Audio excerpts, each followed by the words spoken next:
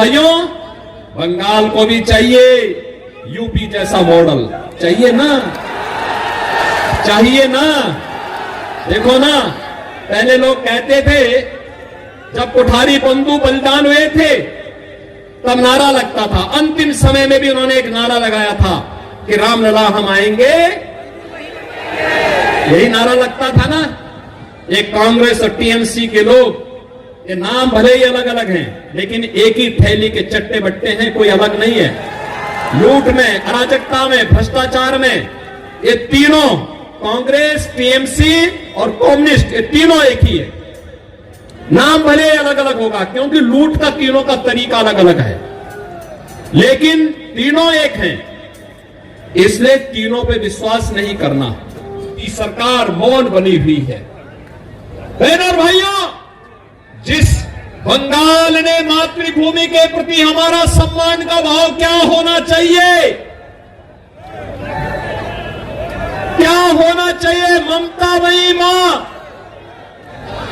महाकाली की उपासना जगत जननी मां भगवती के रूप में कैसे होना चाहिए, पूरे देश को सिखाने वाला सभ्यता, संस्कृति, कला और संस्कारों की बंगाल की भूमि में आज संदेश खाली की घटना होती है।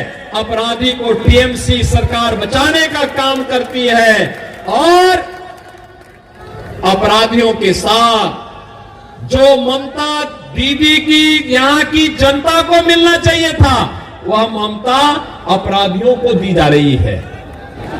बंगाल की परंपरा पर हर भारतवासी गौरव की अनुभूति करता है, लेकिन आज की जो परिस्थितियां बंगाल की हैं, हर भारतवासी उससे चिंतित भी है। भारत को राष्ट्रगान और राष्ट्रगीत देने वाला बंगाल, अनेक आध्यात्मिक गुरुओं को देने वाला बंगाल, भारत की क्रांतिकारियों की एक लंबी श्रृंखला को पैदा करने वाला बंगाल, अनेक वैज्ञानिक और साहित्यकारों को जन्म देने वाला बंगाल आज हिंसा, अराजकता, भ्रष्टाचार की चपेट में आकर के क्यों लहूलुहान है? यह ज्वलंत प्रश्न जब देश की सर्वोच्च पंचायत के लिए हम चुनाव कर रहे हैं, तब बंगाल के हर जनता जनार्दन के सामने, हर मतदाता के सामने यह प्रश्न स्वतः ही उठना चाहिए। याद करिए, यही बंगाल है भारत के नव जागरण का शंखनाद करने वाला बंगाल, भारत की सांस्कृतिक जागरण का शंखनाद करने वाला, भारत की आध्यात्मिक क्रांति का सूत्रधार, भारत के सन्यासी विद्रोह की आधार भूमि,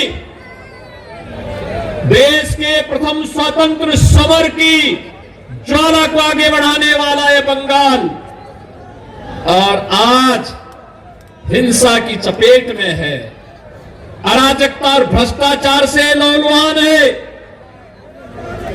अस्त व्यस्त है, त्रस्त है और अपने अस्तित्व के लिए, अपने वजूद के लिए जूझ रहा है।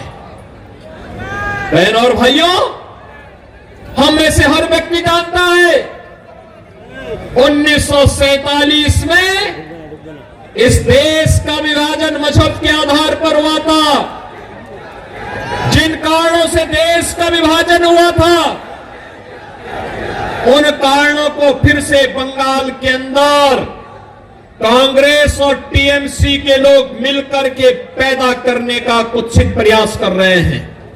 कवि स्वामी विवेकानंद ने वैश्विक मंच पर कहा था, गर्व से कहो हम हिंदू हैं। आज उस बंगाल में जय श्री राम बोलने पर प्रतिबंध लगाया जाता है।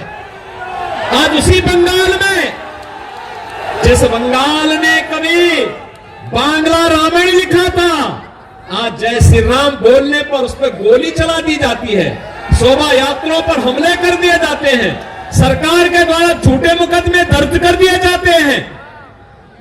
उपद्रवियों के सामने पूरी की पूरी टीएमसी सरकार मौन बनी हुई है। बहनों और भाइयों, नौवीं की शोभा यात्रा नहीं निकल रही है। उत्तर प्रदेश के अंदर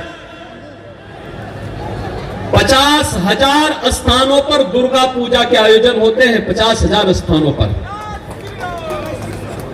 और पिछले 7 वर्ष में एक भी दंगा नहीं हुआ, एक भी जगह कर्फ्यू नहीं लगा, क्योंकि दंगा करने वाले और कर्फ्यू लगाने वालों को पता है अगर दंगा करेंगे, सिर्फ रामनवमी की जुलूस पर पथराव करेंगे तो ऐसा उल्टा लटका देते हैं कि 7 पीढ़ियां भूल जाती है उनका दंगा करना भूल जाती है। उनकी पूरी संपत्ति को फिर हम लोग अपने कब्जे में ले लेते हैं और उस कब्जे को गरीबों में बांट देते हैं, उस संपत्ति को गरीबों में बांट देते हैं। और अब तो आप देखते होंगे उत्तर प्रदेश में, आप देखते होंगे वहां जो बड़े बड़े माफिया थे, बड़े बड़े अपराधी थे, बहनों और भाइयों, वे गले में तख्ती लटका करके चलते हैं, कहते हैं साहब जान बकस दो, एक बार जान बकस दो, हम लोग ठेली लगा करके पेट भर देंगे। किसी गरीब और किसी व्यापारी और किसी बेटी की सुरक्षा में कोई सेंध नहीं लगाएंगे। बहनों और भाइयों, यह कार्य केवल भाजपा कर सकती है, भाजपा कर सकती है। और इसीलिए मैं आया हूं। देखो ना, आपको एक शेर जैसा नेतृत्व चाहिए और एसएस अहलुवालिया जैसा नेतृत्व आपको यहां पर भारतीय जनता पार्टी ने दे दिया है। बहनों और भाइयों, जोरदार करतल ध्वनि से उनका स्वागत करिए अहलुवालिया जी का।